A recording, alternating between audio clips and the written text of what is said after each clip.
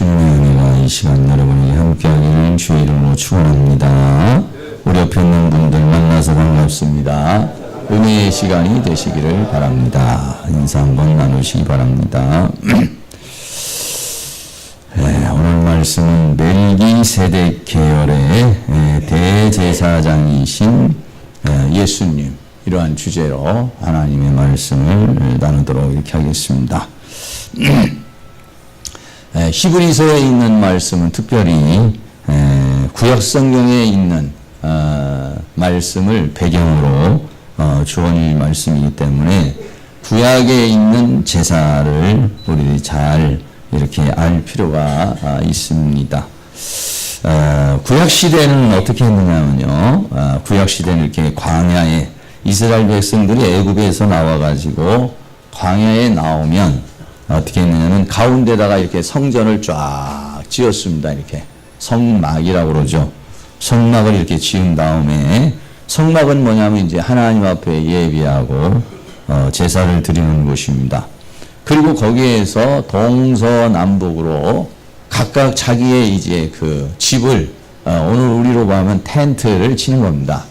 광야를 쭉 통과해서 가나안 땅에 가야 되는 거니까 성막을 치고, 동쪽은 무슨 지파가, 서쪽은 무슨 지파가, 이렇게 해서 동서남북으로 세 지파씩에서 12지파가 이렇게 쭉 이렇게 둘러가지고 이제 있는 거죠. 그래서 성전을 중심으로 해서 동서남북으로 쫙 이렇게 장막을 치고 이렇게 살았어요. 오늘날도 어떻게 보면, 오늘날은 뭐 교통수단이 이제 발달을 해서 여기에 있는 사람이, 인천에 있는 사람이 서울로 가기도 하고, 서울에 있는 사람이 인천에 오기도 하고 뭐 이렇습니다만, 좀 가까우면은 아무래도 좀 좋은 그런 것이 있죠. 이 성막을 조금 자세하게 이렇게 보면은 이렇게 되어 있습니다. 이렇게 되어 있어서 밖에서는 이제 짐승을 잡아서 번제단이라고 하는 데서 이제 태워서 하나님 앞에 드리고, 그리고 이제 제사장이 물두멍이라고 하는 데서 손을 씻고 이제 다 가려진 이제 안으로 들어가는 겁니다. 그래서 안으로 들어가면은 이제 두 곳으로 나누어져 있죠. 앞에는 성소, 그 다음에 지성소. 이래서 이렇게 3단계로 성전이 나눠져 있어요. 우리 지금 여기로 구조로 본다면은 이제 밖에 마당에 뜰이 있고, 여기가 만약에 성소라고 한다면 여기 강대상 있는 데는 지성소라, 이렇게 설명할 수도 있습니다. 이런 식으로 3단계로 거쳐서 이렇게 하나님 앞에 나아갈 수 있도록 이렇게 되어 있어요. 그래서 좀 이거를 평면도로 보면은 동쪽에서 들어갑니다. 동쪽문에서 들어가면 제일 앞에 가면 번제단인데, 번제단은 짐승을 태워서 이제 내 대신 짐승이 죄를 지고 죽는 거죠. 그러면 그 다음에는 물두멍이 있습니다. 그 물두멍에서는 뭐냐면 제사장이 이제 제사도 드리고 그러면 뭐 여러 가지 또 피도 묻을 수도 있고 뭐 오물이 묻을 수 있잖아요. 그러니까 물두멍에서 이렇게 씻는 것은 하나 이제 회개를 가리켜서 말하는 것입니다. 그리고 난 다음에야 들어갈 수가 있어요. 성소에 들어갈 수 있어요. 성소에 들어가면 왼쪽으로는 금 촛대가 7개가 들어가 있고, 오른쪽에는 떡이 이렇게 진설이 되어 있고, 또 앞에는 우리가 일반 상갓집에 가고 또 그러면 향 있잖아요. 향 피우듯이 분향이 있고, 그러던 다음에 그 다음에 안으로 들어가는데 지성소가 있어요. 그런데 여기 이제 들어갈 수 있는 자격이 있어요. 마당에는 보통 레위 지파들이 다 같이 제사도 드리고 이렇게 할 수 있어요. 근데 성소, 이제 다 가려진 성소는 제사장만 들어갈 수 있어요. 제사장만 들어가고, 그리고 지성소는 제사장 중에서 한 사람을 뽑습니다. 1년에. 한 사람을 뽑으면 그 사람만 들어갈 수 있어요. 그럼 이 사람은 뭐냐? 한 번만 1년에 이스라엘 백성들의 모든 죄를 다 짊어지고 들어가서 1년에 한 번만 지성소에 들어가요. 그렇게 해서 이제 지성소는 곧 하나님의 임재가 있는 곳입니다. 그리고 여기는 이제 법궤가 있고, 거기에 보면 천사가 이렇게 그려져 있고, 이게 이제 이것을 하나님께서 모세라는 사람에게 하늘의 영의 세계의 구조를 영의 세계의 구조, 하나님의 보좌가 있는데 그 세계를 우리가 잘 모르잖아요. 영적인 세계니까 모르잖아. 그 세계를 하나님께서 우리 이 세상에서 우리들로 하여금 알 수 있도록 이렇게 해서 만들어 주신 것입니다. 그러니까 이거는 사람이 만든 게 아니라 하나님께서 하늘의 영적 구조를 이 세상에 있는 성막이라고 하는 것을 통해서 우리에게 보여주신 것이죠.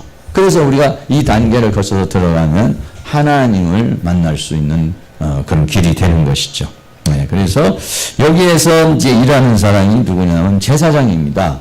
제사장도 아무 옷이나 입는 것이 아니라 오늘날은 목회자들이 이제 가운을 이렇게 입습니다만 뭐 요즘엔 또 가운도 이렇게 입지는 않죠. 그 전에 이제 가운을 다 이렇게 했습니다만은 이렇게 제사장들은 가운데 흉표를 붙이고 다 이게 또 특별히 제작을 해서 이렇게 제사장이 들어가서 이렇게 예배를 드립니다. 그럼 들어가서 뭐 향단에 불 피우기도 촛대에 또 이렇게 불을 피우기도 하고 또 그룹에 있는 데 가서 하나님 앞에 예배하기도 하고 이제 이렇게 했습니다. 그래서 구약에는 이스라엘이 12지파가 있는데 12지파 중에서 레위 지파, 레위라는 지파만이 이 제사장 역할을 할 수 있어요. 그래서 12지파 중에서 11지파는 일상생활을 하고 요 한 지파 레위 지파는 이제 이 일만 천명을 하도록 이렇게 되어 있어요. 그런데 예수님께서 이 땅에 오시고 난 다음에는 이제는 레위 지파의 제사장의 제도가 끝났다. 레위 지파의 제사장 역할을 예수님이 이제 하시게 됐다. 그래서 예수님이 이 땅에 오셔서 대제사장이 되셨다. 이제 이거를 이제 설명을 히브리서를 통해서 하는 겁니다. 우리들은 뭐 이런 구약적 배경이 없으니까 뭐 그런가 보다 이렇게 하지만은 이스라엘 백성들은 몇천 년에 거쳐가지고 그런 율법과 제사와 그런 법도 속에서 살아왔습니다. 레위 지파만이 철저하게 그런 제사장 역할을 해왔는데 갑자기 예수님이 대제사장이라 이렇게 얘기를 하니까 이해가 가지를 않죠. 또 예수님은 뭡니까? 자기들이 십자가에 못 박여 죽였잖아요. 근데 그분이 대제사장의 역할을 하는 거다. 이렇게 이제 얘기를 했을 때에 그것을 받아들인다는 게 매우 이제 어려운 것이죠. 그래서 제사장은 뭐냐면 백성들의 죄 문제를 해결해서 하나님 앞에 들어가서 죄 사함의 그런 과정을 이게 하는 것이 뭐냐면 제사장이에요. 근데 예수님이 오셔서 이제 사람의 이 죄 문제를 해결하기 위해서 예수님이 오셨다. 이렇게 말을 하죠. 그래서 이제 예수님께서 뭐라고 말씀하시냐면 내가 곧 길이요 진리요 생명이라 이렇게 말했어요. 나로 말미암지 않고는 아버지께로 올 자가 없다. 다시 말하면 하나님 앞에 나아가는 길이 과거에는 제사장을 통해서 하나님 앞에 나갔지만은 예수님을 통해서 이제 하나님 앞에 나가게 되었다라고 하는 것을 우리에게 이제 말씀해 주고 있는 것입니다. 그래서 오늘 히브리서 7장은 그런 내용입니다. 그런 내용이에요. 어떻게 예수님이 그럴 수가 있느냐 하는 이제 그런 부분에 대해서 오늘 이제 전체적으로 말씀을 하고 있습니다. 그래서 오늘 드려질 말씀은요 한 세 가지입니다.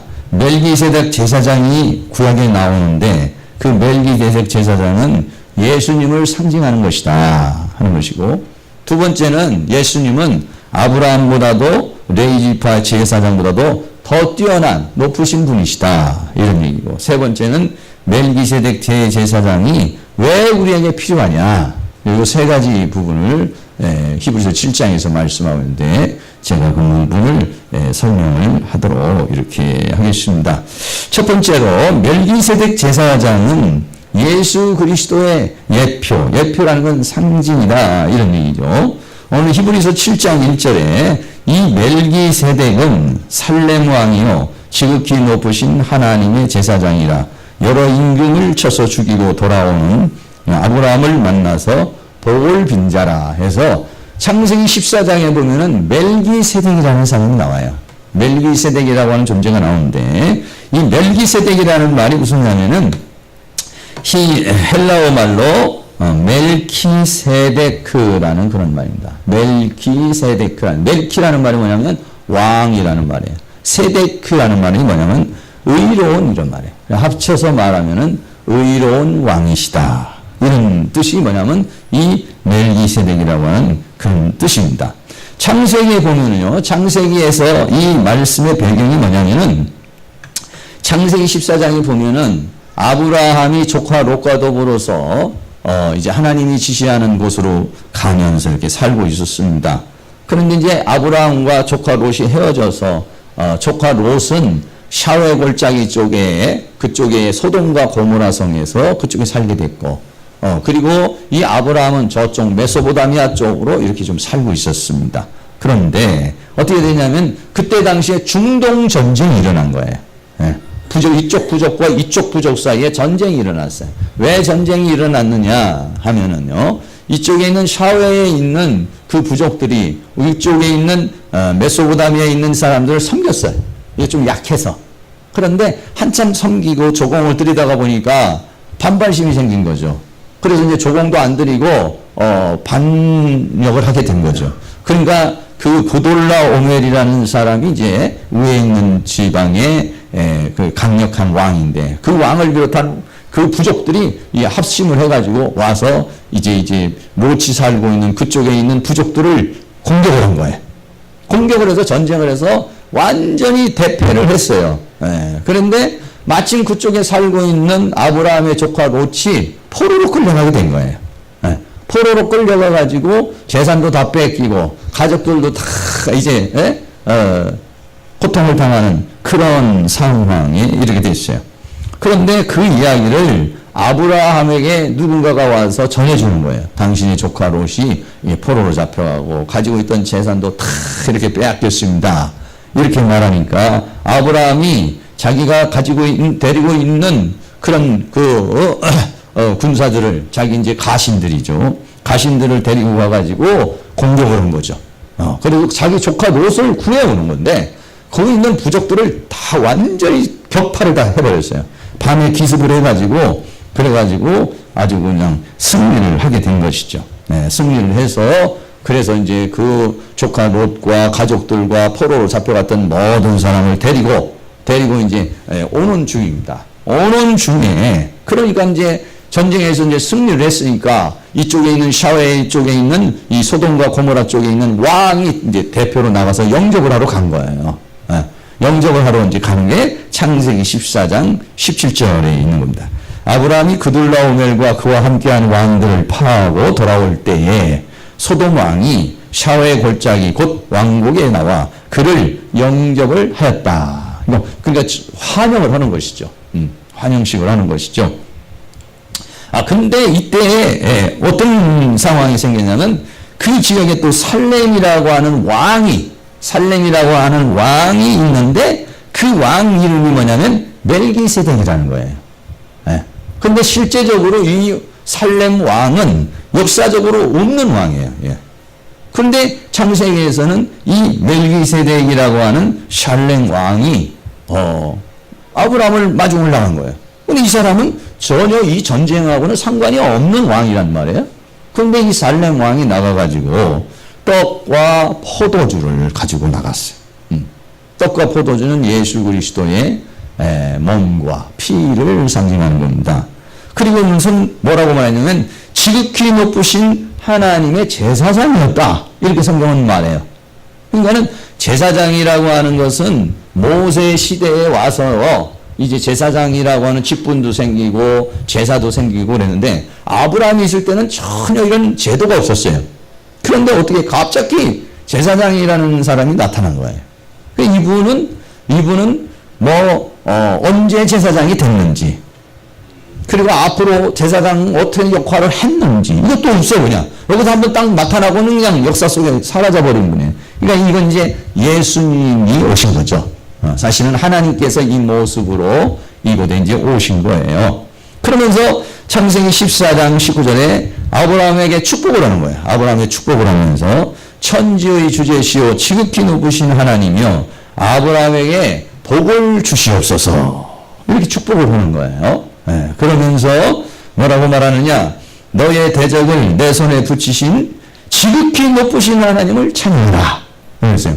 전쟁에서 승리하고 오고 있는 아브라함에게 뭐라고 하냐면, 네가 이렇게 전쟁에 승리한 것은 내 손에 붙이신 하나님, 너의 대적을 내 손에 붙여서 너로 하여금 그 대적을 이기게 하신 분이 누구냐? 하나님이시다. 할렐루야. 네. 아브라함이 힘이 세서 그 가신들이 굉장히 용맹해서 이 전쟁이 이긴 것이 아니라 하나님께서 함께 하셔서 이 전쟁에 이긴 거다.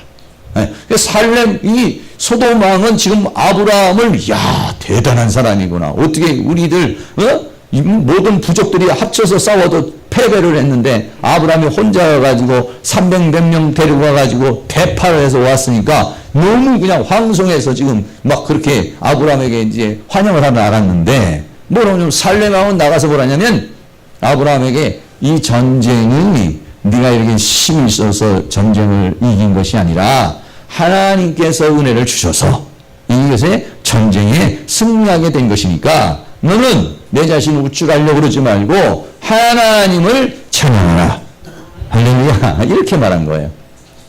그럼 아브라함이 거기서 무슨 소리냐, 내가 힘이 있어서 내가 한 것이지 무슨 하나님이 도왔냐, 이렇게 말할 수도 있을 텐데 아브라함은 그걸 그대로 받아들인 거죠. 그래서 어떻게 했냐면 자기가 얻은 모든 노량물 중에서 10분의 1을 멜기세덱에게 주었다. 이렇게 말하고 있어요. 그러니까 무슨 얘기냐면 지금 내가 이 전쟁에서 얻은 이 모든 노량물이 뭐냐면은 하나님의 은혜 가운데에서 승리해서 얻은 것이라는 고백이 뭐냐면 11조라는 거예요. 그러니까는 이 11조라는 것도 모세 시대에 와가지고 성문화가 됐는데 아브라함이 이제 제일 처음에 이거를 한 것이죠. 다시 말하면 10개를 주신 분이 하나님이신데 그 하나를 하나님 앞에 드림으로 10개를 주신 것이 하나님이라는 고백을 하라는 것이죠. 그러면 뭐냐면 하나님이 영광을 받으시고 영광을 받으시는 하나님은 그걸로 끝나지 않고 거기에 또 하나님께서 그에게 은혜와 사랑과 축복을 주신다. 할렐루야. 그런 것입니다. 여러분들도 이 여름에 나가서 얼마나 덥고 힘들어요. 땀 펄펄 흘리면서 여러분들이 얻은 소득을 가지고서 하나님 앞에 10의 1조를 드리는 것은 하나님의 이 성전과 또 하나님의 이 사역을 하는 사람들을 위해서 이제 쓰라고 여러분들이 드리는 거 아니겠습니까? 네, 그런 거죠. 그렇게 하는 것은 뭐냐면은 우리가 세상 사람들은 다 열심히 일해서 돈 벌면 내가 잘나서 힘이 생겨서 또는 아니면 어떻게 좋은 일이 생겨서 얻었다 이렇게 하지만은 우리 믿음의 사람들은 하나님의 은혜로 주어진 것이다. 할렐루야. 근데 하나님이 나에게 은혜를 주셔서 이렇게 얻은 겁니다. 이 고백을 하면은 뭐냐면 하나님이 영광을 받는다는 것이죠. 네. 그렇지 않고 하나님이 도와주긴 뭘 도와줘요. 요즘에는 너무 어렵습니다. 이렇게 생각할 수도 있잖아요. 그런데 이제 그렇게 한다는 것은 하나님을 하나님으로 인정을 하는 거죠. 네. 하나님이 창조주이면서 이 만물의 주관자라는 걸 인정을 하는 거예요. 인정을. 그러나 그걸 우리가 안 하는 것은 뭐냐면 글쎄 나는 마음에 와닿지 않는다. 마음에 와닿지 않는다. 이렇게 말할 수 있는 것입니다. 예, 이런 사건이 바로 이 창세기에서 있는 거예요. 근데 여기 창세기에서 나타난 이 멜기세덱이라고 하는 사람이 불현듯 나타나서 아브라함에게 그렇게 한 거란 말이에요. 근데 이 멜기세덱이 누구냐? 바로 예수님이시다 이런 거예요. 히브리서 7장에서는 그분이 누구냐면 예수님이요. 예수님을 예표로 하는 분이시다. 할렐루야. 네, 그렇습니다. 그래서 이 멜기세덱이라고 하는 사람은 오늘 여기 본문에서 쭉 보면 살렘왕, 살렘이라는 말은 평화를 주는 왕이라 이런 얘기예요. 그리고 지극히 높으신 하나님의 제사장이고 아브라함에게 복을 빌어준 자고 또는 아브라함이 10분의 1을 드린 자요. 더 나아가서는 의의 왕이고 평강의 왕이고 영원한 제사장이다. 이렇게 말했어요. 그러니까 이것은 예수님을 지금 예표로 하는데 예수님이 이 땅에 오시면 뭘 주느냐면 평강을 준다는 거예요. 근데 평강과 더불어 주는 게 뭐냐면 의라는 거예요. 의라는 건 뭐냐면은 우리가 죄인이잖아요. 우리가 죄를 가지고 있는데 그 죄를 예수님의 십자가의 보혈로 씻어서 우리를 의로운 자로 만드신다는 거예요. 그리고 그 의 안에서 뭘 주신다는 것이냐? 평강을 주시겠다는 거예요. 평강. 이 평강은 뭐냐면 세상이 주는 평강과는 다른 평강이죠. 하나님이 주시는 평강은요, 어떤 형편과 어떤 상황에서도 기뻐할 수 있고 감사할 수 있고 찬양할 수 있는 그러한 능력이 주어지는 평강입니다. 할렐루야? 네, 그렇습니다. 이런 평강, 우리 그래서 예수 믿는 사람은 뭐냐면은 좋은 일이 있든지 나쁜 일이 있었든지, 좋은 일이 있으면 좋아서 하나님 앞에 감사하고, 나쁜 일이 있어도 하나님은 결과적으로 나를 가장 좋은 길로 인도하여 주실 줄로 믿습니다. 왜? 하나님은 속성이 사랑이시고, 하나님이 나를 사랑하는데 어느 정도 사랑하느냐? 목숨을 주는 사랑을 하신 거예요. 네. 주님께서 십자가에 못 박혀주고 나를 죄에서 구원하기 위해서 어떻게 했느냐? 예수님이 내 대신 형벌을 받고 내 대신 고통을 당하고 죽으신 사랑이란 말이에요. 그걸 우리는 그 사랑을 믿는 거죠. 그렇게까지 나를 사랑하신 하나님께서는 지금 현재 살아가는 가운데 이런 문제도 있고 저런 문제도 있지만은 결과적으로는 그런 모든 것을 합력해서 하나님은 나를 최상의 길로 인도하여 주실 줄로 믿습니다. 할렐루야. 그게 뭐냐면은 믿음이죠, 그게. 예. 그리고 예수 믿는 사람들은 그렇게 살아가는 것입니다. 예수 안 믿는 사람이나 믿는 사람이나 이 세상에 살면서 문제는 다 생기죠. 이 여름 더위가 오는데 예수 믿는 사람은 하나도 안 덥고, 예수 믿는 사람 하나도 안 덥고, 예수 안 믿는 사람만 막 떼양이 막 쪼이고, 이런 거 있나요? 예수를 믿으나 안 믿으나 다 똑같이 태양에 의해서 덥잖아요. 응? 근데 이 더위에서 어떤 분들은 막 짜증내고 화내면서 사시는 분도 계시지만은, 할렐루야, 하나님 감사합니다. 이렇게 열악한 상황을 주셨으니 감사합니다. 이렇게 열악한 상황에서도 이겨낼 수 있는 믿음을 주시옵소서. 은혜를 주시옵소서. 체력을 단련시켜 주시옵소서. 믿음을 단련시켜 주시옵소서. 네, 우리 참 예수 믿는 사람은 기가 막혀요. 좋은 일이 있으면 좋아서 감사하지만은 나쁜 일이 있으면 그거는 내가 훈련받는 과정이 되는 거예요. 그러면서 여러분, 세상을 이기는 믿음을 갖고 싶죠? 세상을 이기려면 어떻게 하느냐? 더위를 이겨야 합니다. 왜냐하면 더위도 세상에 속해 있는 거예요, 이게. 그러니까는 더위를 못 이기면은 이거 어렵습니다. 집사님, 조롱도 이겨야 합니다. 조롱도 이겨야 되고 더위도 이겨야 되고, 정말 이 더위가 아주 많이 덥기는 것 같아요. 많이 더운데, 어쨌든 여러분들이 이런 기회가 주어졌을 때에 여러분들이 이것을 잘 이겨나가면, 이 여름이 덥다 짜증내면은요 온 세포가 성질내요. 그런데 이 더위를 자꾸 여러분들이 이겨나가려고 그러잖아요. 그럼 이 더위를 통해서 무르익는 과일이 얼마나 많습니까? 이 더위를 통해서 아주 연글고 좋은 결과를 갖는 것들이 얼마나 많아요. 기왕이면 여러분도 이 더위를 통해서 여러분들의 체력이 단련되어지고 여러분들의 모든 것들이 강건해질 수 있는 그러한 계기를 만들 수 있는 은혜가 있기를 주의 이름으로 축복합니다. 할렐루야. 예, 저는요, 그전에도 얘기했지만은 추운 날씨에도 삼각산에 가서 기도를 그냥 몇 도, 영하 몇 도가 내려간지는 몰라도 하여간 그렇게 내려가는데도 그렇게 기도를 했기 때문에 겨울이라는 자체가 무섭지를 않습니다. 겨울도 내가 산 꼭대기에 올라가서도 견뎌낸 사람인데, 산 꼭대기에 올라가서 견뎌내도 하루 이틀이 아니에요, 그게. 밤마다 올라갑니다. 그러니까 그게 저에게는 뭐가 됐느냐 하면 추위라는 자체가 하나 두렵지 않습니다. 하나 두렵지 않습니다. 더위도 이게 별 두렵다는 마음이 생기질 않아요. 왜냐하면 그 추위를 달달달 떨면서 기도를 해서 뭐가 생겼느냐? 담력도 생기고, 체력도 생기고, 은혜도 생기고, 그거를 견뎌낼 수 있는 정신력도 생기고, 그걸 이겨낼 수 있는 믿음도 생기고, 그런 것이 없다고 생각해 보세요, 여러분. 그런 것이 없다면은 그러한 트레이닝을 받을 기회가 없어지는 거죠. 여러분의 현실 속에 주어진 모든 것들을 감사함으로 받으면은 버릴 것이 없습니다. 할렐루야. 여러분들이 이 더위를 다 이겨내는데 사드락과 메삭과 아벳노고는 7배나 뜨거운 불도 이겨내버렸어요. 여러분들도 이 더위를 그런 마음으로 여러분이 더위에게 떨지 말고 더위에게 떨지 말고 여러분들이 예수의 이름으로 더위를 이겨낼 수 있기를 축복합니다. 할렐루야. 네, 그렇습니다. 두 번째입니다. 두 번째는요, 예수님은 아브라함과 레이지파의 제사장보다도 뛰어나신 분이시다라고 하는 그런 내용입니다. 왜냐하면은 이때 당시만 해도 이스라엘 백성들이 생각할 때는 아브라함은 최고의 조상입니다. 이스라엘 민족의 시조와 같은 분이에요.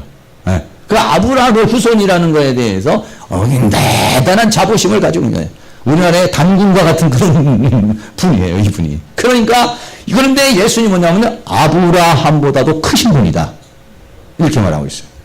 그리고 레위지파 제사장이라는 것은 뭐냐면 그 모든 제사를 집례하는 사람이기 때문에 이 종교에서는 가장 높은 지위에 있는 사람이에요. 근데 예수님은 이런 종교적인 위치보다도 더 뛰어나신 예수님이시고 일반 아브라함보다도 뛰어나신 분이시다. 이걸 지금 이제 설명하는 거예요. 오늘날 우리들이야 뭐 이렇게 쉽게 받아들이시면 당신은 아브라함보다 뛰어나? 있을 수 없는 일이라고 이렇게 생각을 하는 것이죠. 레위지파의 제사장보다도 뛰어나? 있을 수 없는 일이라고 생각을 한 거예요. 그런데 그것은 오늘 성경이 우리에게 말해주고 있습니다. 히브리서 7장 4절 말씀에 보면 이 사람의 어떻게 높은 것을 생각하라. 조상 아브라함이 노량물 중 좋은 것으로 10분의 1을 저에게 주었느니라. 이렇게 말했어요. 다시 말하면 뭐냐면 이 멜기세덱이 얼마나 높은 것을 한번 생각해 보라는 거예요. 왜? 아브라함이 노량물을 11조를 바쳤으니까. 그리고 그 멜기세덱으로 축복을 받았으니까 어떻습니까? 아니 더 높이 있는 사람이 낮은 사람에게 축복을 하지 낮이 있는 사람이 높이 있는 사람을 축복하는 법은 없다 이런 얘기죠. 그렇기 때문에 이 사람은 아브라함보다도 높으신 분이시다 라고 그렇게 설명을 하고 있는 것이죠. 그 다음에는 두 번째는 레위지파의 제사장보다도 더 높으신 분이다. 왜 그러느냐? 히브리서 7장 9절에 보면 또한 10분의 1을 받는 레위도, 그러나 레위지파는 나중에 이제 10분의 1의 11조를 받아가지고 이제 성전 일을 이렇게 했습니다만은 아브라함으로 말미암아 10분의 1을 바쳤다 할 수 있나니 이는 멜기세덱이 아브라함을 만날 때에 레위는 아직 자기 조상의 허리에 있었습니다. 레위지파는 탄생하지 않았다는 거죠. 아직 탄생하지 않고 아브라함의 후손 속에 이제 감춰져 있는 건데 아브라함이 멜기세덱에게 11조를 드리고 멜기세덱의 축복을 받았다는 것은 그 후손도 그와 같은 것이다. 이렇게 말한 거예요. 그래서 레위 지파보다도 이 멜기세덱은 더 높으신 분이다 라고 하는 것을 말하고 있어요. 그래서 히브리서 7장 7절에 폐일원하고 모든 이것이다 저것이다 하는 그런 모든 얘기를 다 마치고 그리고 낮은 자가 높은 자에게 복빔을 받는 것이다 이런 얘기예요. 낮은 자가 높은 자에게 복빔을 받는 것처럼 이렇게 예수님은 아브라함보다도 높은 자예요. 그리고 어떻습니까? 레위지파 제사장보다도 높은 자라고 하는 것을 우리에게 설명해 주고 있는 것입니다. 그리고 예수님은 어떤 분이냐면요. 예수님은 영원히 죽지 않는 그런 제사장이라는 것입니다. 레위지파의 제사장들은 어떻습니까? 여의빛 집회 지자노자는 제사장으로 있다가 나이가 되면 죽으면 또 다른 사람이 제사장을 해야 되고 이렇게 된단 말이에요. 그러나 예수님은 한 번 제사장이 돼가지고 끝까지 제사장이 된다는 영원한 제사장이다. 히브리서 6장 20절에도 그리로 앞서 가신 예수께서 멜기세덱의 반차를 좇아 영원히 대제사장이 되어 우리를 위하여 들어가셨느니라. 이런 것입니다. 그러니까는 제일 첫 번째 얘기는 어떤 얘기냐면 멜기세덱은 예수님을 예표로 하는 거다. 그리고 두 번째 4절에서부터 10절까지 얘기는 뭐냐? 예수님은 아브라함보다도 높으신 분이요. 그리고 예수님은 멜기세덱 제사장보다도 높은 분이다. 이걸 지금 히브리서 7장에서 설명하고 있습니다. 세 번째로 크게. 그러면 왜 이런 멜기세덱 대제사장이 필요하냐? 그냥 레위지파 제사장으로 가면 되는 건데 왜 이런 멜기세덱 대제사장이 필요성이 무엇이냐 하는 거예요. 그럼 첫 번째로 어떤 필요성이냐? 제사장이 온전치 못하다는 거예요. 히브리서 7장 11절에 보면 레위 계통의 제사 지품으로 말미암아 온전함을 얻을 수 있었으면 어찌하여 아론의 반차를 쫓지 않고 멜기세덱의 반차를 쫓는 별다른 제사장을 세울 필요가 있느냐 이런 얘기예요. 다시 말하면은 레위계통의 제사장을 통해서 성도를 완전하게 할 수 있다면, 중요한 건 히브리서에서 주제는 뭐냐면 우리가 초보의 단계에서 점점 자라나가지고 장성한 단계, 완성의 단계에 이르러야 된다는 거예요. 그럼 다시 말하면 오늘날로 말하면 어떤 겁니까? 우리가 예수 그리스도 믿고 죄사함 받고, 그 다음에 어떻습니까? 우리가 예수 그리스도로부터 생명받아서 거듭나서 하나님의 자녀가 되고, 그 다음에 계속 양육을 받아가지고 어떻게 합니까? 이 사람이 점점 자라나면서 죄도 이기고 세상도 이기고 헌신도 하고 봉사도 하고 이런 사람으로 장성한 분량에 이르러서 이 과정을 다 겪어야 된다는 얘기죠. 그런데 레위계통의 제사장은 할 수 있는 게 뭐냐면 죄를 사하는 그 번제의 역할을 할 수가 있어요. 그러나 우리에게 생명을 주는 역할은 할 수가 없는 거야, 이게. 근데 예수님은 어떻습니까? 예수님은 나를 위해서 십자가에 못 박여서 죄의 문제를 해결하시고, 그럼 끝나는 게 아니죠. 부활하셔서 다시 살려주는 영이 돼서 내 안으로 들어오셔서 나에게 생명을 주시고, 생명을 주심으로 내가 하나님의 자녀가 되게 만들고, 그리고 내 안에서 나를 떠나지 않아요. 나를 떠나지 않고 나하고 영원히 같이 하면서 어떻게 합니까? 나를 지켜주시고, 나를 보호해 주시고, 나를 함께 해 주시고, 내 안에 있는 속사람을 자라나게 해 주신다, 이런 얘기예요. 할렐루야. 그래서 나를 세상 끝날 때까지 함께 하면서 나를 어떻게 합니까? 성장시켜 주시는 분이 누구냐면은 예수님이시다, 이런 얘기예요. 그러니까 레위계통의 제사장은 할 수 있는 게 죄사하는 문제까지는 할 수 있지만은 그 다음 단계는 레위계통에 있는 제사장이 할 수가 없는 거야, 이게. 그러니까 뭐냐면 이 레위계통의 제사직분으로는 온전함을 얻을 수가 없기 때문에 예수님이 온전함을 이루기 위해서 이 세상에 오신 것이다, 이런 얘기예요. 할렐루야. 그렇습니다. 이게 구약에 있는 사람들은 어떤가? 제사장이 해줄 수 있는 것이 그냥 권면을 하고 얘기를 해줄 수 있는 거지만은, 그러나 예수님은 내 안에 들어오셔서 힘을 주시고 능력이 되시고 은혜가 되시고 성령의 능력을 주셔서 이 광야와 같은 세상을 이기는 자로 만들어 주시는 분이다. 그렇기 때문에 이 예수님이 오셔야 될 필요성이 뭐냐? 그는 제사장이 온전치 못하기 때문에, 제사장이 온전하게 할 수 없기 때문에 예수님이 이 세상에 오신 것이다, 이런 얘기죠. 두 번째는 율법으로는 사람을 온전케 하지 못한다는 겁니다.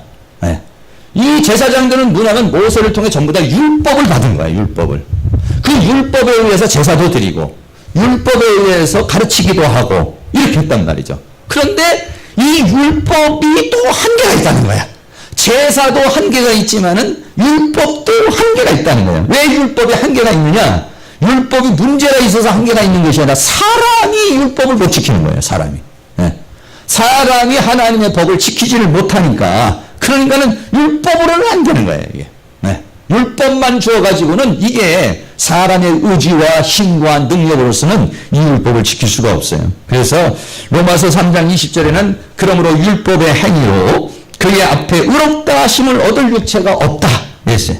로마서 8장 7절은 육신의 생각은 하나님과 원수가 되나니 이는 하나님의 법에 굴복치 아니할 뻔하나 할 수도 없습니다. 로마서 전체에서 말한 건 뭐냐면 우리 사람이 율법의 행위로 의롭게 될 수 있는 사람은 한 사람도 없다. 의인은 없나니 하나도 없다. 이게 로마서에서 3장에서 우리에게 말씀하시는 것이다.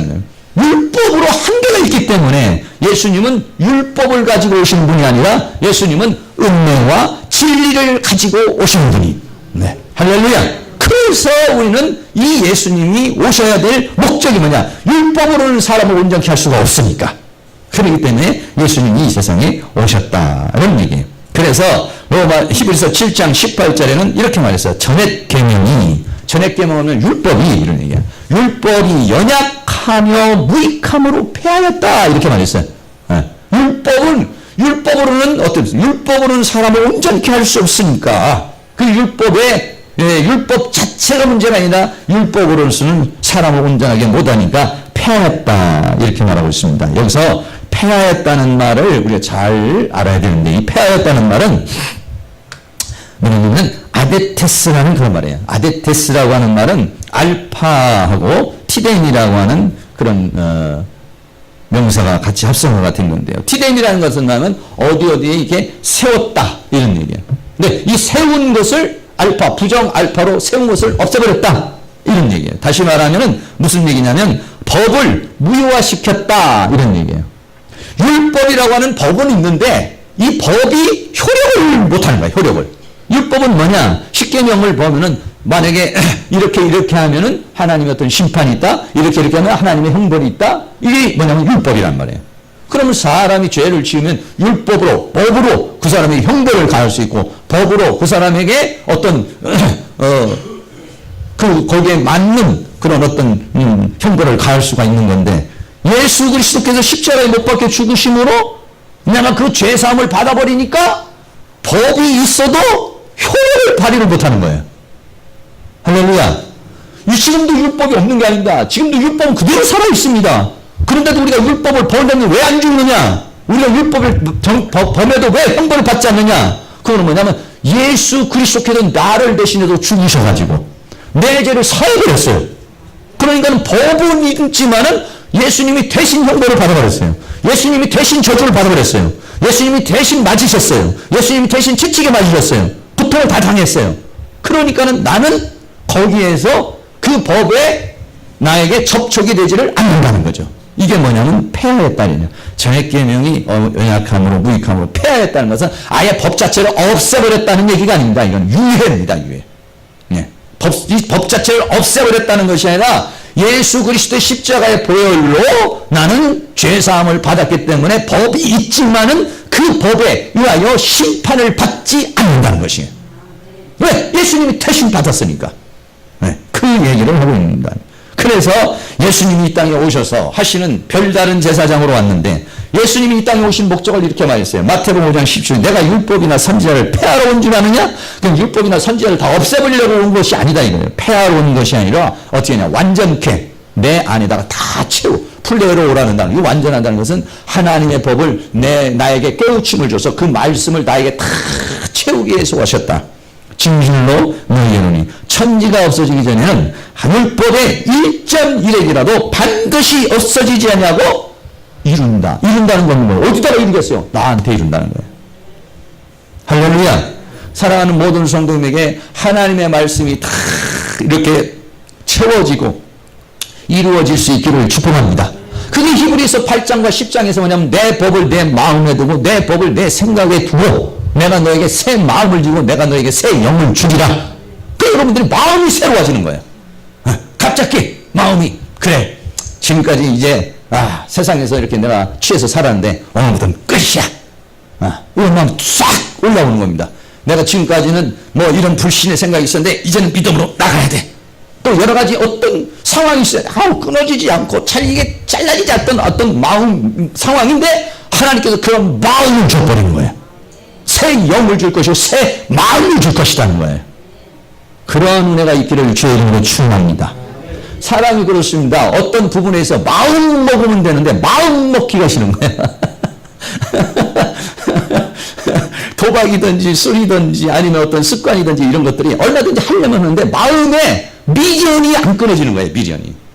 근데 어느 날 그런 마음이 쏙 들어오는 거죠. 에이 오늘부터는 끝이야. 오늘부터는 끝이야. 딱 해가지고 마음이 싹 바뀌어버리는 거예요. 그걸 누가 주시냐? 하나님께서 새 마음을 주고 새 영을 주리라. 이렇게 말씀하는 거예요. 이게 뭐냐면은 이걸 하기 위해서 예수님이 이 땅에 오셨다 이런 얘기입니다. 그리고 요한계시록에서는요 뭐라냐? 계시록 21장 6절에 또 내게 말씀하시되 이루었도다 이렇게 말했어요. 뭘 이루었느냐? 율법이나 선지자를 폐하는 것이나 온전케 하는데 그것을 다 이루었다는 거야 이미. 그래서 어떻게냐? 만물을 새롭게 해버렸다는 거예요. 나를 새로운 존재로 만들어버렸다는 거예요. 그러니까 요한계시록이 이미 어때요? 만물을 새롭게 할 것이요 내가 이루었도다. 이 새롭게 하는 건 이루었도다. 이렇게 지금 선포를 하시고 이미 요한계시록에서 선포하시고 지금 주님은 그것을 이루려 가고 계시는 거예요. 그럼 지금 주님이 그것을 이루기 위해서 성취하기 위해서 역사하시는데 그 역사의 흐름 속에 나도 지금 막 변화가 되려고 그러고 새로워지려고 그러고 그런 마음이 생기고 그런 역사가 일어난다면 나는 이 만물이 새롭게 돼서 이루어지는 이 계열에 있는 사람일 가능성이 많은 거예요. 근데 오늘날 그의 음성이 들려와도 히브리서에 대한 마음이 하나도 않고 한 번 읽어보려는 마음도 안 생기고 야 히브리서에는 이런 안식이라는 게 있구나. 히브리서는 이렇게 믿음이라는 게 있구나. 히브리서는 온전을 향하는 거구나. 막 그런 것들이 생겨서 주여 나에게도 이 말씀이 이루어지기를 원합니다. 하나님이여 나에게도 이런 축복이 이루어지기를 원합니다. 막 이렇게 솟아나는 사람은 계시록 21장 5절 6절에 있는 사람일 가능성이 많아요. 그런데 전혀 관심이 없는 분은 아닐 가능성이 너무 많은 거야. 기왕이면 여러분이 이런 말씀을 볼 때, 야, 내 얘기를 하고 있구나. 여러분들이 성경이 자기 얘기를 할 수 있기를 축복합니다. 나쁜 쪽에 말고 마음이 강박해서 광야에서 죽었다더라. 문제가 생겼다. 이런 쪽에 내 이름이 있으면 안 돼요. 이런 쪽에 있으면 안 되고 이런 좋은 쪽에 하나님은 이루었더라 선포를 하고 있어요. 여러분들이 이 선포의 대상에 들어갈 수 있기를 주의 이름으로 축원합니다.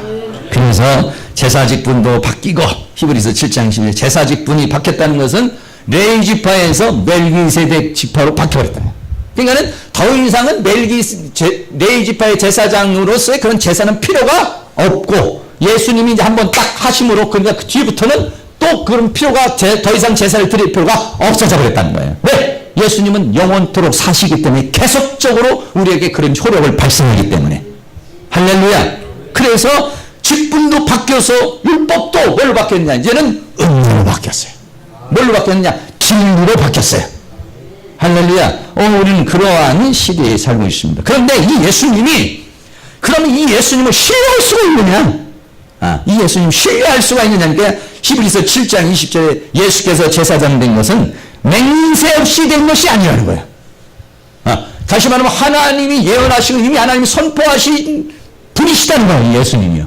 그냥 된 게 아니라. 그래서 성경에 딱 한 군데 이 멜기세덱에서 시편에 이 멜기세덱을 얘기를 하는데 여기서 맹세라는 단어가 아주 강렬한 단어입니다. 이 맹세라는 단어가 오르코모시아라는 그런 단어예요. 네. 보통 이 헬라어는요, 이 두 단어가 이렇게 전치사하고 합성이 되든지 아니면 명사하고 동사가 합성이 되든지 합성되는 단어가 굉장히 많아요. 여기서 오르코모시아라는 말이에요. 이 오르코스라는 말은 뭐냐면 맹세라는 그런 얘기예요. 네. 여기서는 오르코스라는 말은 맹세라고 하는 말인데 이 맹세는 사람들이 맹세를 할 때 돌무더기를 쌓아놓거나 지팡이로 팍 꽂아놓고 맹세를 하거나 이렇게 하거든요. 여기서 앞에 있는 오르코스 맹세는 뭐냐면 지팡이를 꽂아놓고 이게 너하고 나하고의 그 맹세의 어떤 표시야. 뭐 이런 식이죠. 이게 뭐냐면 이런 맹세, 오르코스라는 맹세는. 그리고 옴니오라는 그런 맹세가 있어요. 옴니오라는 맹세는 뭐냐면 너하고 나 사이를 굳게 한다. 뭐 끊을 수 없다 이거는 그 어떤 것으로 끊을 수 없는 그런 어떤 굳게 한다는 의미에서의 옴니오라는 동사 맹세하다는 말이 있어요. 이 두 단어가 합쳐진 거예요. 그러니까 맹세하고 맹세하다 이렇게 직역한다면 그렇게 말할 수 있어요. 다른 말로 말하면 맹세를 한 것을 아주 선포하는 것이죠. 둘이 맹세를 한 걸 또 맹세로 선포하는 거예요. 맹세로 가는 거예요 이게. 그러니까는 이게 예수님이 멜기세덱 대제사장이 된 것은 그냥 된 게 아니라 아주 맹세에서 아주 확고부동하게 맹세가 된 거다 이거예요. 어떻게? 시편 110편 4절에 여호와는 맹세하고 변치 아니하시리라 이르시기를 너는 멜기세덱의 반자를 쫓아 영원한 제사장이다. 할렐루야. 예, 이거를 지금 말하는 겁니다. 이시 유대인들에게는 레위 지파에서 예수님이 멜기세덱 반차를 쫓은 그 제사장이라는 것을 이해할 수가 없으니까 지금 히브리서는 이거를 아주 강력하게 그렇게 말씀한 거죠. 히브리서 7장 25절에도 그러므로 자기를 힘입어 하나님께 나아가는 자들을 온전히 구원하시더니 그는 항상 살아서 저희를 위하여 간구하시니라 라고 그랬어요. 바로 이 멜기세덱 제사장에 대해서 왜 이 멜기세덱 제사장이 우리에게 필요한가? 네. 이 부분에 대해서 말하고 있는데 다시 한번 이 부분만 요약해서 말씀을 드린다면 제사장이 온전치 못해서 율법으로는 사람을 온전케 하지 못하기 때문에 그러나 예수님은 온전하게 하실 수 있기 때문에 오신 것이고 예수님이 그것을 선포하시고 그래서 제사지품도 바뀌고 율법도 바뀌고 더군다나 예수님은 선지자를 통해서 맹세로 되어지신 분이시다. 할렐루야. 이 제사장이 여러분들에게 실제가 될 수 있기를 축복합니다. 결론적으로 말씀드립니다. 아까도 말씀대로 멜기세덱 대제사장은 예수 그리스도의 예표이요 아브라함과 레위지파와 제사장보다도 뛰어난 예수님이요 멜기세덱의 제사장의 필성이 뭐냐? 나를 온전케 하기 위한 것입니다. 할렐루야. 여러분 생각해 보세요. 여러분의 자녀가 어떻게 되기를 원합니까? 훌륭한 사람 되기를 원하죠. 공부도 잘하고 착하고 그런 것처럼 하나님이 나에게 원하는 것은 뭐냐? 내가 온전케 되는 겁니다. 어떻게? 하나님의 온전하심처럼 우리도 온전케 되어서 사단에게 질질질 끌려가는 종살이 하지 않고 세상에서 방황하는 존재가 되지 않고 세상에서 당당히 하나님의 능력 가운데 이기고 승리하는 그런 완벽한 그런 승리자가 되기를 원하고 있어요. 사랑하는 모든 성이 이러한 축복이 여러분들 가운데 다 이루어질 수 있기를 주의 이름으로 축원합니다. 찬양 한번 하겠습니다. 나를 위해 오신 주님 나의 죄를 위하여서 유대 민족에게 찔리시던 그날 밤 찬양 한번 하고 주여 나를 온전케 하기 위해서 오신 주님 온전케 하여 주시옵소서 한번 기도합니다.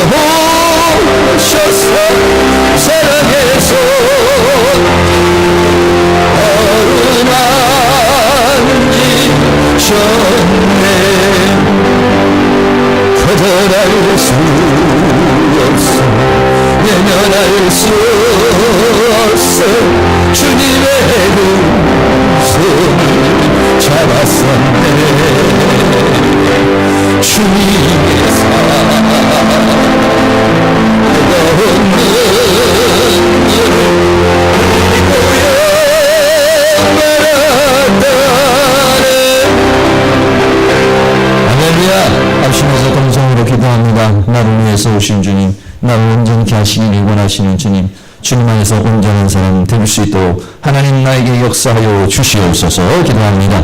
사랑과 은혜가 넘치나고 하나님, 오늘도 하나님께서 은혜와 사랑 가운데 우리를 인도해 주시옵소서.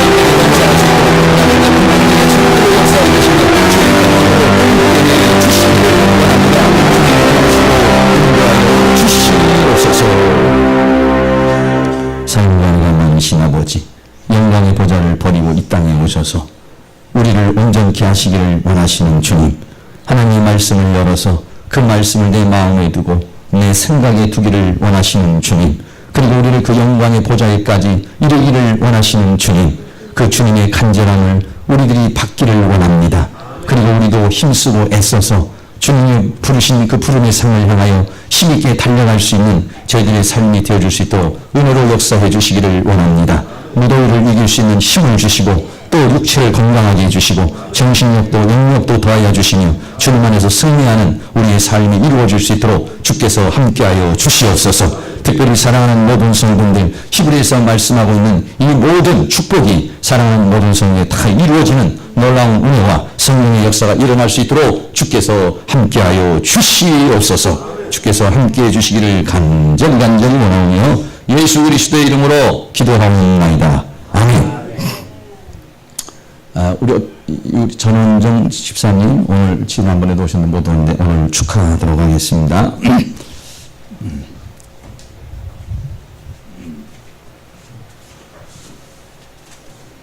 사진 좀 뒤에서 한 장 찍어주세요.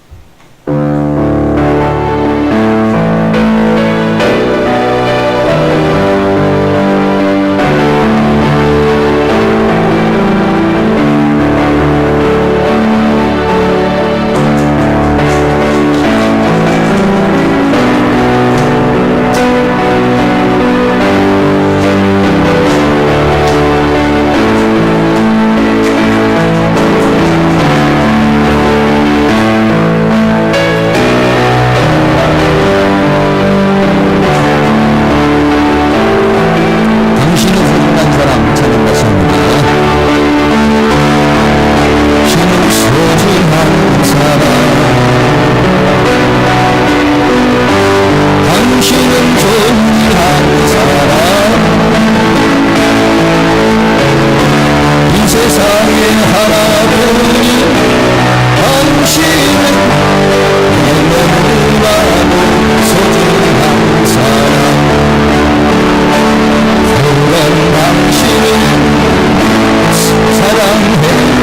사랑해.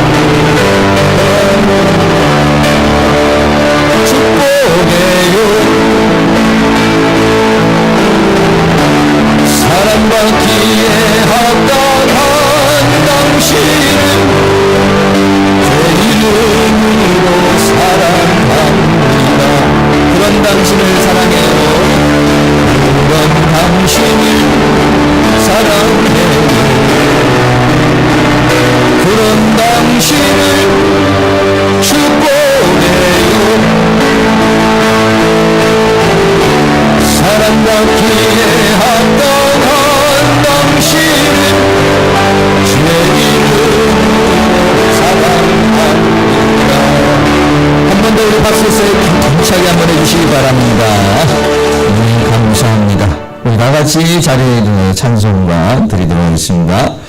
찬송가 101장입니다. 천지에 있는 이름 중